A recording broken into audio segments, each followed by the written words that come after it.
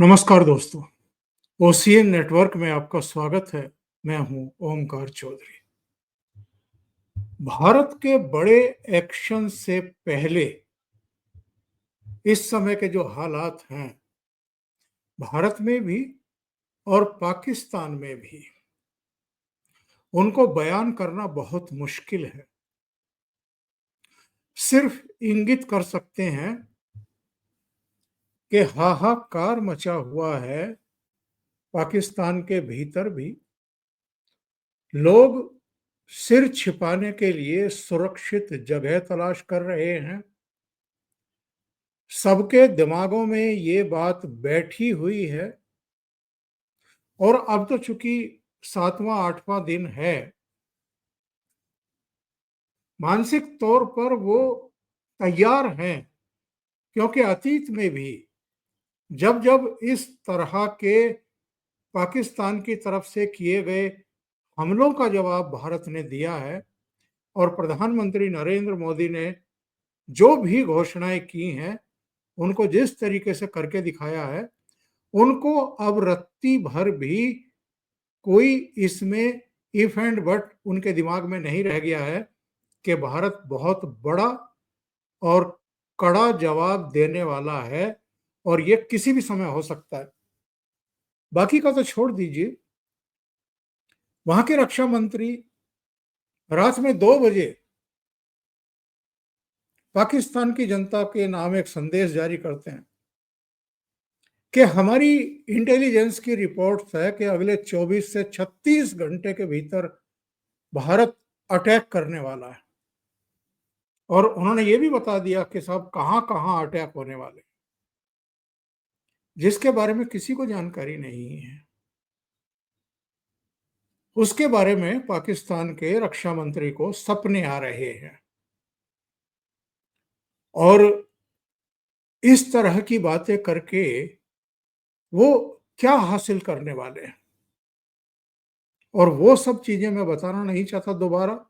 आप सब अवगत हैं, चाहे इनके आर्मी चीफ हों या दूसरे इनके अफसर हों, इनके मंत्री हों, इनके पॉलिटिशियन हों, मोस्टली अपने परिवारों को पाकिस्तान से बाहर सुरक्षित देशों में भेज चुके हैं।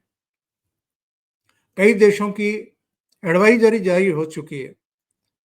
कई राजनयिक अलग अलग देशों के वो अपने परिवारों को शिफ्ट कर चुके हैं और पाकिस्तान छोड़ चुके हैं।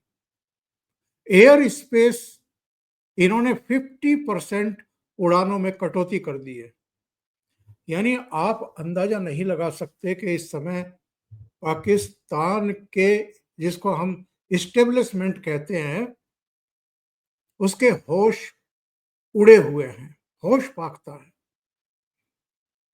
और ये पंगा आसिम मुनीर ने ले तो लिया है, लेकिन कितना भारी पड़ेगा उनको इसका अंदाजा भी नहीं है। और अगर हम भारत की बात करें तो भारत के लिए और भारतीयों के लिए 22 अप्रैल को पहलगाम में जो हुआ वो किसी बड़े सदमे से कम नहीं है, बल्कि मैं कहूंगा कि हमारी गैरत को एक तरीके से इन लोगों ने ललकारा है और अगेन इस बात की पुष्टि कर दी है कि ये लोग किस कदर हिंदुओं से नफरत करते हैं। मैं इनकी नेशनल असेंबली की एक डिबेट सुन रहा था और जो कुछ इन्होंने पहलगाम में कराया है, उसकी कड़ी इन मोहतरमा के भाषण से जाकर के जुड़ती हुई दिखाई देती है। एक ये मोहतरमा है, ये क्या कह रही हैं अभी मैं आपको सुनवाता हूं इसकी ऑडियो। और एक और लफाज हैं जो सरेआम झूठ बोल रहे हैं खड़े होकर के वहां की असेंबली में कि साहब भारत की तो आम आवाम, मोदी जी कोई भी अगर एक्शन करते हैं पाकिस्तान पर तो उसके खिलाफ है। और आम आवाम के नाम पर, आम जनता के नाम पर नाम किसके गिना रहा है ये आदमी वहां खड़ा होकर के? एक तो आम आदमी पार्टी का और एक अखिलेश यादव का, समाजवादी पार्टी का, बस इन दो का उदाहरण दिया है। मैं इस महिला की आवाज सुनवाता हूं और इस पुरुष का आपको सुर सुनवाता हूं कि ये लोग कह क्या रहे हैं, और जो बाकी के डेवलपमेंट हैं देश के भीतर के, जरा उन पर भी आते हैं। कि वो वक्त दूर नहीं है कि जब बाबरी मस्जिद की पहली ईंट उसकी बुनियाद में पिंडी से एक आम सिपाही लगाएगा और उसमें पहली अजान पाकिस्तान का सिपह सलार आसिम मुनीर देगा। इनके सपने देख रहे हो, इनका दुस्साहस देख रहे हो। ये कह रहे, ये हिंदुओं के प्रति, भारत के प्रति, भारतीयों सनातनियों की आस्था के प्रति जो इनकी नफरत है वो असेंबली में सामने आ रही है, और वहां जो स्पीकर बैठा हुआ है वो इस तरह की नफरत फैलाने वाली सांसद को रोक भी नहीं रहा है, बल्कि सदन में लोग मेजे थपथपा करके उसके भाषण की बेहूदगी की, मैं कहूंगा बाबरी मस्जिद का सपना देख रही है कि इस्लामाबाद से, रावलपिंडी से कोई सैनिक जाएगा, कोई हमारा जवान जाएगा और बाबरी की पहली ईंट रखेगा, और आसिम मुनीर जो मिलिट्री के चीफ हैं वो उस बाबरी मस्जिद से पहली अजान देंगे। इससे ज्यादा बेहूदगी की बात कोई दूसरी हो नहीं सकती है। और आगे सुनिए, वो जो जोकर आम आदमी पार्टी और समाजवादी पार्टी और अखिलेश यादव की प्रशंसा कर रहा है कि साहब वो तो प्रधानमंत्री नरेंद्र मोदी के कदम के और तेवरों के और एक्शन के एकदम खिलाफ है। यकीन करें कि उसकी पूरी इंडिया की जो अपोजिशन है वो भी उसकी मजम्मत कर रही है। अभी दिल्ली में आम आदमी पार्टी के जो लोग हैं उन्होंने उसकी मजम्मत की है। उत्तर प्रदेश में आप जाएं, समाजवादी पार्टी ने उसकी मजम्मत की है। किसी ने भी मोदी को इतनी सपोर्ट नहीं दी। उसको कहा है कि ये तुम्हारा वाकया है, तुम पहले ही मुसलमानों के खिलाफ हो, अभी तुम्हें जो है अपने के लिए कोई ना कोई कवर चाहिए। तो हमें इस चीज को उसी तनाजुर में लेना चाहिए। और एक और ये जोकर की शक्ल आप देख रहे हैं, ये कोई पूर्व सैनिक है, हो सकता है अधिकारी हो, इसने एक वीडियो जारी किया है और पता है ये क्या शेखी बघार रहा है? ये कह रहा है कि 40 लाख जो पूर्व सैनिक हैं पाकिस्तानी सेना के, उन सब ने जी आसिम मुनीर को, हेडक्वार्टर को अपनी मेल, अपनी चिट्ठियां, अपने संदेशे भेज दिए हैं कि हम भारत के खिलाफ लड़ने को तैयार हैं। सुनिए इसकी शेख चिल्ली वाली जो इसने कहा है, सुन लेते हैं जरा। पाकिस्तान शायद Guinness book of world record में आ जाए कि इसने एक रात में 40 लाख फौजियों की तादाद में इजाफा कर लिया है। और ये 40 लाख फौजी कौन से हैं? ये एक्स सर्विसमैन है। पाकिस्तान के अंदर एक सोसाइटी है जिसको कहते हैं एक्स सर्विसमैन सोसाइटी। ये वो फौजी हैं जो मुख्तलिफ औकात में अफवाज पाकिस्तान का हिस्सा रहे हैं और उसके बाद ये रिटायरमेंट की जिंदगी गुजार रहे हैं और अपने अपने घरों में, अपने अपने देहात में, अपने अपने गांव में। तो एक्स सर्विसमैन जो है उसके जो मेंबर्स हैं उनकी टोटल तादाद 40 लाख है। उन्होंने अपने तमाम मेंबर्स को कहा है कि फौरी तौर पे आपके पास अगर यूनिफॉर्म है तो उसको इस्त्री कर लें, अगर आपके पास कोई वेपन है तो उसको आप तेल लगा लें, उसको आप तैयार कर लें, और जो ही हमें अफवाज पाकिस्तान कहेगी तो हमने फौरी तौर पर महाज पे जाना है। तो ये ट्रेंड सिपाही हैं जो पाकिस्तान के मुख्तलिफ हिस्सों में इस वक्त जिंदगी गुजार रहे हैं और उन्होंने पाक फौज को यकीन दिलवा दिया है कि हम आपके साथ हैं, हमारे नाम लिख लें, फहरिस्तें हमारी हाजिर हैं, आपने बस एक आवाज देनी है। हम 40 लाख लोग अपनी फौज के साथ खड़े होकर लड़ेंगे और ये ट्रेंड लोग हैं। तो इस लिहाज से पाकिस्तान मेरा ख्याल है Guinness book of world record में आएगा जिसने एक रात में 40 लाख फौजियों की तादाद में इजाफा कर लिया है और ये सब लोग अपनी फौज के साथ खड़े हैं। तो इंडिया को इससे बड़ी शिकस्त का क्या सामना हो सकता है कि चाइनीज मिसाइल मिल गए, इनके मुकाबले में 40 लाख जो फौजी हैं। यानी मिसाइलों का जो मुकाबला है वो रिटायर्ड 40 लाख फौजी करेंगे। ये जो शेख चिल्ली है इसको अतीत में झांकने की इनकी आदत है नहीं एक्चुअल में। इनकी कितनी बार पेंटें उतरवाई जा चुकी है। 47-48 में जब ये कबाइलियों की पीछे से हमला कर रहे थे भारत का, तो भी ये बुरी तरह हारे थे। फिर जो 65 में हुआ, तब क्या हुआ? मुंह की खाई इन्होंने बुरी तरीके से, तब भी इनकी पेंटें उतारी गई। 71 में तो 93,93,000 सैनिकों ने सरेंडर किया, हथियार डाले, वो भारत की कैद में रहे। शिमला समझौते के बाद उनको वापस सौंपा गया। और कारगिल में नवाज शरीफ भागे भागे तौबा तौबा करते हुए वॉशिंगटन पहुंचे थे बिल क्लिंटन के पास कि हमें बचा लो, बहुत बड़ी गलती हो गई। शुरू में कह रहे थे कि हमने तो हमला नहीं किया है, ये कबाइलियों ने किया होगा, कुछ और लोगों ने किया होगा, जो जंगजू हैं उन्होंने किया होगा कश्मीर के। और बाद में जब ये घिर गए और मार पड़नी शुरू हुई, तो भागे भागे वो वॉशिंगटन पहुंचे थे कि हमें बचाओ और हमें 10-20 दिन का समय दे दो, ताकि हमने वहां जो साजो सामान रख रखा है कम से कम उसको तो हम हटा लें। तो ये तो इनकी हालत है। ये केवल और केवल शेखी खोरे हैं और इस तरह की बयानबाजी करते हैं कि जी वर्ल्ड रिकॉर्ड कायम हो गया, 40 लाख सैनिक जो हैं, पूर्व सैनिक, वो भी भारत से लड़ने के लिए तैयार है। इनके तो ऐसे ऐसे प्रधानमंत्री हुए हैं, जुल्फिकार अली भुट्टो ने कहा था 1000 साल तक हम भारत से लड़ने को तैयार हैं कश्मीर पर। और जो हालत है इस समय पाकिस्तान में, खैबर पख्तूनख्वा में वहां की पुलिस फोर्स और मिलिट्री आमने सामने आ गए हैं, झड़प हुई है, धक्का मुक्की हुई है। हालत ये है कि वहां जो सिविल वार होती है पाकिस्तान में, वो हालत है। मेरे पास एक वीडियो है, वो इस समय मैं आपको दिखा नहीं पाऊंगा।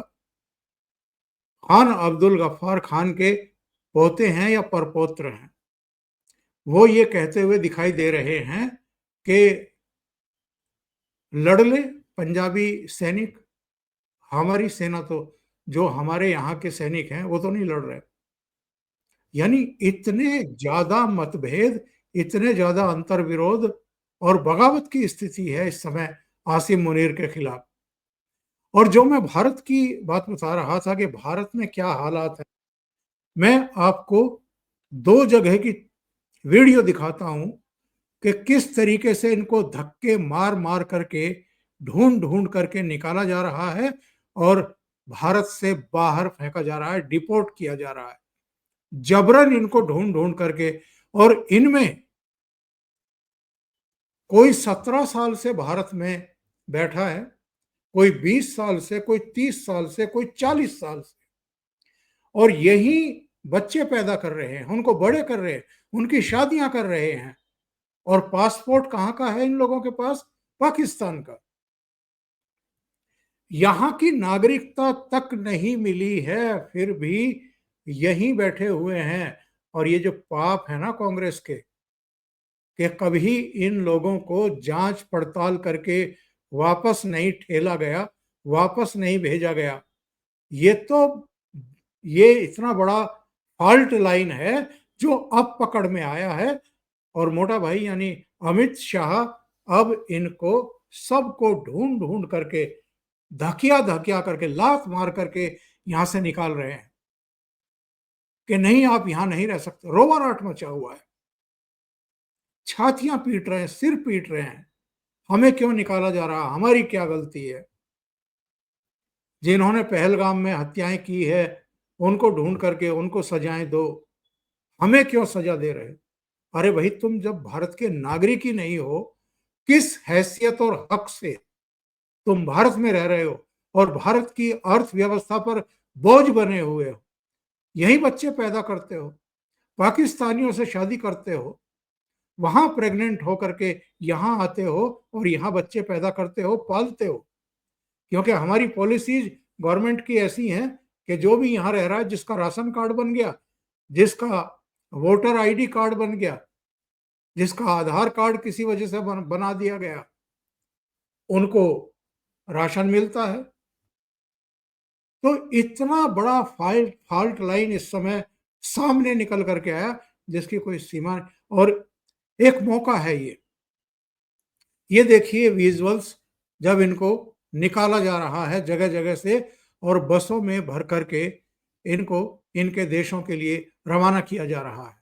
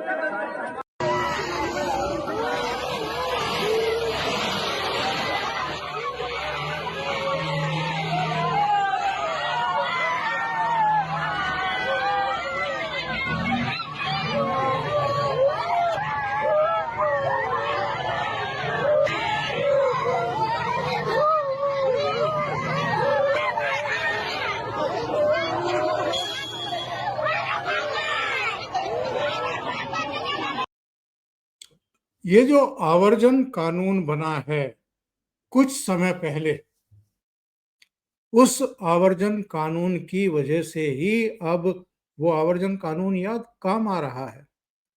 कभी नहीं किया ये कांग्रेस पार्टी ने। इतने सख्त नियम जो अभी मोदी सरकार ने और अमित शाह ने बनाए हैं, जिनकी वजह से अब इनको वापस खदेड़ा जा रहा है, यहाँ से डिपोर्ट किया जा रहा है, ये कभी नहीं होता अगर ये सख्त आवर्जन कानून नहीं बनता। यानी समय अवधि के बाद अगर आप भारत में रहते पाए गए या बिना पासपोर्ट, बिना वीजा के, बिना अनुमति के आप यहाँ पाए गए तो आपको 10 साल तक की सजा हो सकती है, 10 लाख तक का जुर्माना हो सकता है।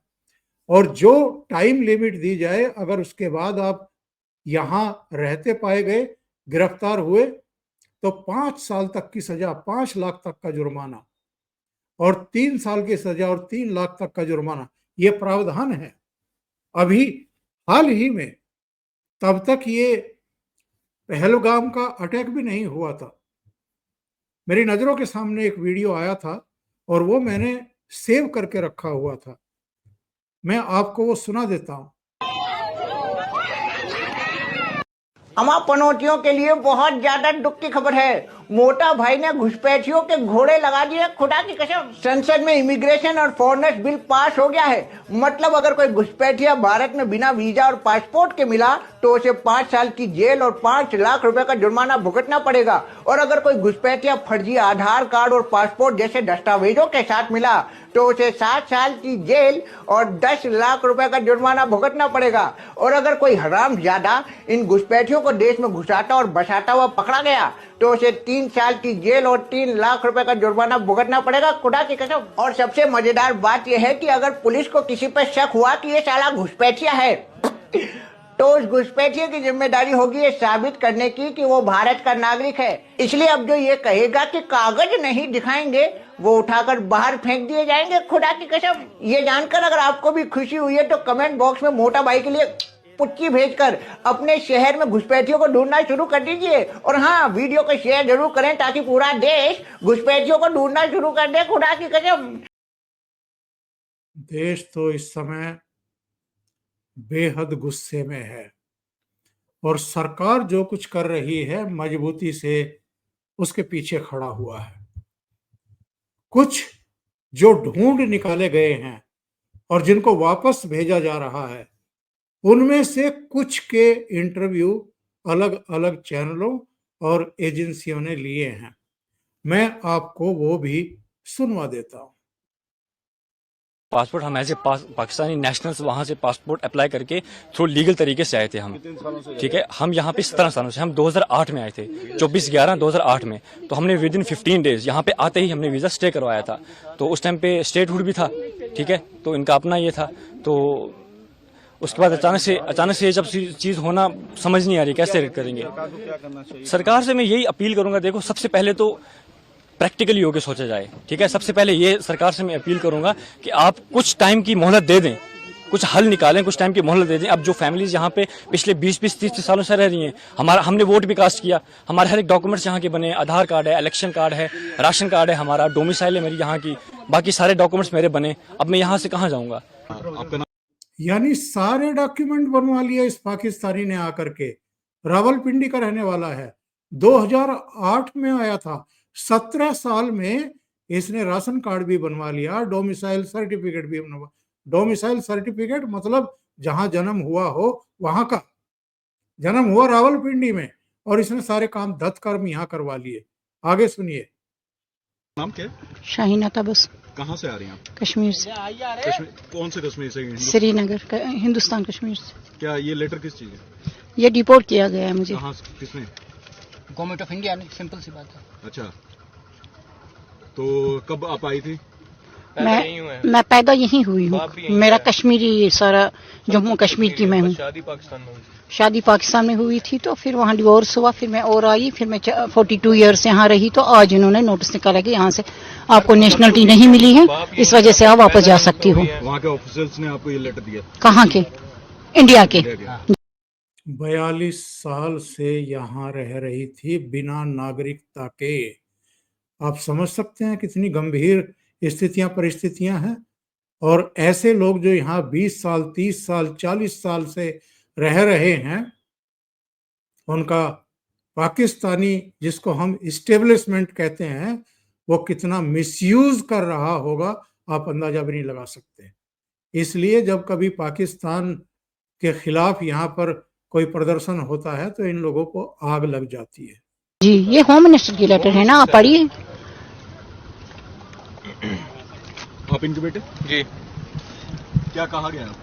जी, यही कहा गया कि डिपोर्ट करो, जबकि सब कुछ मतलब इंडिया में ही पैदा हुई, इंडिया में ही इंडियन बाप, सब कुछ इंडिया का, उसके बावजूद आधार कार्ड है, वोटर आईडी है, सब कुछ है, उसके बाद भी बोल रहे नहीं डिपोर्ट कर दो। तो आप यहाँ से अब कहाँ जा रहे हैं? अभी बॉर्डर, अभी इनने यहाँ पे रोक दिया ना, हम जा रहे थे, वरना आगे बोला कि रोको। हम लोग तो नहीं जा रहे हैं, हम लोगों को नहीं, बस हमारी अम्मी को है बाहर का, हम लोगों को नहीं है। पाकिस्तान। कब आई थी? मैं सितंबर में आई थी, 1.5 महीने की वीज़ा पर, यहाँ अपने मामू के घर होने। तो उनके मतलब शादी हो गई फिर मेरी, और 6 महीने के लिए मैंने नूरी वीज़ा के लिए अप्लाई किया था, पर मुझे दिया नहीं गया नूरी वीज़ा, मतलब मैं पेंडिंग पर थी। तो अब अचानक से बोल दिया कि आप जो हैं वो जाएंगे। वही कि अभी मेरी आई नहीं ना, LTP वीज़ा नहीं आई ना मेरी, इस वजह से मुझे जाने को बोल दिया। हाँ, शादी इधर हुई है, रहती पाकिस्तान में। जो हालात में जो हमला हुआ, तो उसको कैसे देखते हैं आप? भाई जिन्होंने किया है, मैं तो कहूँगी उनसे जाके पूछा जाए, इसमें हमारा क्या कसूर है, हमें क्यों निकाला जा रहा है, हमें क्यों सजा दी जा रही है, हमारे साथ जो हो रहा है इसका जिम्मेदार कौन होगा? आपके पति पुलिस में है? हाँ, मेरे पति पुलिस में 27 साल सर्विस हो गई। क्या नाम है? इफ्तिखार अली। वो पुलिस में है, उनको भी कहा कि वापस जाओ? उन्हीं को कहा, हमें नहीं कहा जी। लेकिन हम यहाँ कैसे रहेंगे? ये मेरे छोटे छोटे बच्चे हैं, ये किसके सहारे रह सकते हैं? ये रह सिर्फ उन्हीं का नाम आया कि उनको वापस? उन्हीं का नाम आया, लेकिन आप उन सरकार को हम ये कहते हैं कि पहले हमें मारो फिर उनको भेज दो, क्योंकि हमारा यहाँ पे कोई नहीं है। तो हम यहाँ कैसे रह सकते हैं? हमें किस एवज में ये इतनी सजा दे रहे हैं? हम पे रहम क्यों नहीं खा रहे? मेरे बच्चों पे क्यों नहीं रहम खा रहे? जी, ये कितने लोगों की लिस्ट निकली है? क्या लगता है? जी बिल्कुल, जो ये बाघा बॉर्डर के जरिए जो ये नया कानून निकला, इसके जरिए जो भेजे गए, तो इसमें मेरे वालिद साहब भी थे और बाकी मेरे 3 चाचू और थे, और मेरी 5 जो हैं वो मतलब खाला फूफियां, यानी कि पूरे ये 9 थे। और ये मतलब ऐसे थे ना कि जो अरसाए मतलब तकरीबन 43 साल से यहाँ पर ये बस रहे थे, और पहले ये इधर ही के थे, फिर गए वहां, उसके बाद यहाँ। एक आध नहीं, मेरे पास बहुत सारे वीडियो हैं, बहुत सारे ऐसे वाकये हैं। 30-30, 40-40 साल से यहाँ रह रहे, यहीं बच्चे पैदा कर रहे, बड़े कर रहे, उनकी शादियां कर रहे हैं, और पासपोर्ट है पाकिस्तान का। हिंदुस्तान की नागरिकता मिली नहीं है और यहाँ के संसाधनों पर डाका डाल रहे हैं। इनकी रिश्तेदारियां वहां भी हैं, इनकी यहाँ से वहां भी बातें होती रहती है, यहाँ की खबरें वहां पहुंचाते रहते हैं, और फिर वो खबरें कहाँ कहाँ जाती होंगी और कैसे मिसयूज होता होगा आप अंदाजा भी नहीं लगा सकते। तो ये बेहद दुर्भाग्यपूर्ण घटना हुई पहलगाम में, लेकिन ये एक मौका दे रही है घटना कि भारत को साफ सफाई करो यहाँ की, और जितने भी ये छिपे हुए लोग हैं इन सबको उठा करके इनके देशों में वापस फेंको।